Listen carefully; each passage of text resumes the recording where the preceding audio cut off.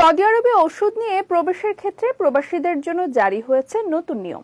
এখন থেকে পুরনো কিংবা নতুন প্রবাসী, ভিজিট ভিসা এবং উমরা বা হজ যাত্রীরা অ্যালকোহলযুক্ত ওষুধ নিয়ে প্রবেশ করতে চাইলে আগে থেকে সৌদি কর্তৃপক্ষের অনুমতি নিতে হবে। 1 নভেম্বর থেকে নতুন এই নিয়ম জারি হয়েছে বলে জানিয়েছেন বিজয় টিভির সৌদি আরব প্রতিনিধি মিজানুর রহমান বাবু। ক্লোনোজিপাম, ট্রামাডোল, আলপ্রাজোলামের মতো অ্যালকোহলযুক্ত ওষুধ সৌদি এয়ারপোর্ট দিয়ে বহন করতে হলে সফরের আগে এর প্রেসক্রিপশন সৌদি কাস্টমসের ওয়েবসাইটে আপলোড করে পারমিশন নিতে হবে। না হলে মাদকদ্রব্য পাচারের মামলায় বহনকারী ব্যক্তি আটক হতে পারে। তাছাড়া সৌদিতে প্রেসক্রিপশন ছাড়া এসব ওষুধ বহনের কারণে যে কোনো সময় যে কেউ আটক হতে পারে।